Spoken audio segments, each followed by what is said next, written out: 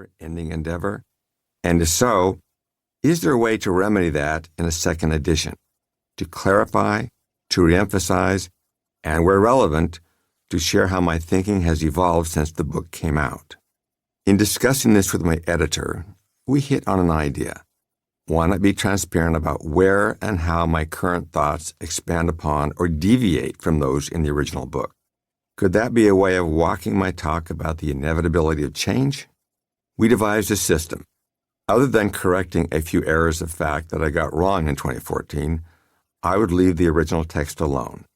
When the book said Toy Story hit theaters 19 years ago, for example, I wouldn't edit that, even though it has now been nearly 28 years. We would trust readers to understand that the book tried to capture a moment in time. But in a few spots, I would also identify with an asterisk those ideas I felt deserved more explication. At the end of any chapter, I'd mark it up this way.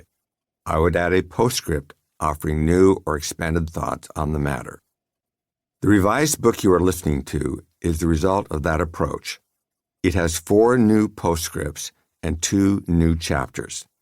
Chapter 14, The Lasting Impact of Notes Day, picks up where I left off at the end of Chapter 13, which described Notes Day, our attempt in 2013 to re-energize Pixar by candidly identifying its shortcomings and flaws.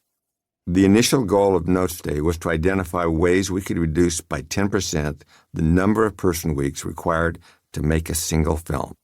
We shut down the studio for a whole day to discuss solutions, and the ideas that emerged ultimately succeeded in lowering our budgets and making us more efficient.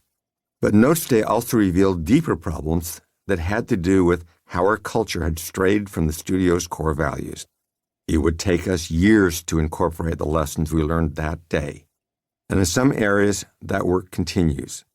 I'm grateful that Pixar fully embraced that very difficult task. I hope others can benefit from hearing more about how that worked. In Chapter 15, Incorporating Creativity, I talk more about several themes I'm still thinking about today. Preventing the abuse of hierarchy, allowing for playfulness, fostering experimentation, and valuing human emotion. Moreover, I reveal something I left out of the first edition of the book. Readers may remember that I described my struggle to find new purpose in my life after Pixar succeeded in making the first feature-length computer-animated film. But there was another concurrent problem that nagged at me in those days right after Toy Story's release. A problem I didn't mention the first go-around, but one that I explore more fully now in the hopes that it will help other managers. Many executives say they strive to make sure bad things don't happen during their tenure. Not on my watch, the saying goes. My goal, especially as my retirement loomed in 2019, was to ensure that the leaders who followed me would be able to address the problems that would inevitably arise after my watch. To me, building a dynamic, creative culture is itself a creative act.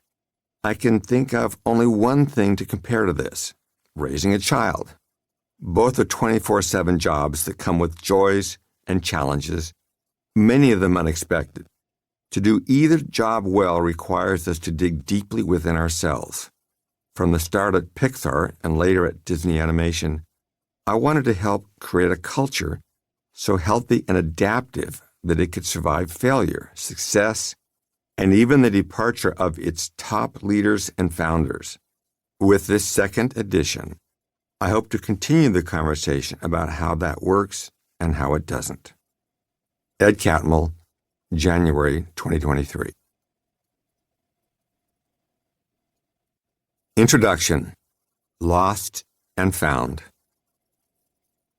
Every morning, as I walk into Pixar Animation Studios, past the 20-foot-high sculpture of Luxo Jr., our friendly desk lamp mascot, through the double doors and into a spectacular glass-ceilinged atrium, where a man-sized Buzz Lightyear and Woody, made entirely of Lego bricks, stand at attention, up the stairs, past sketches and paintings of the characters that have populated our 14 films.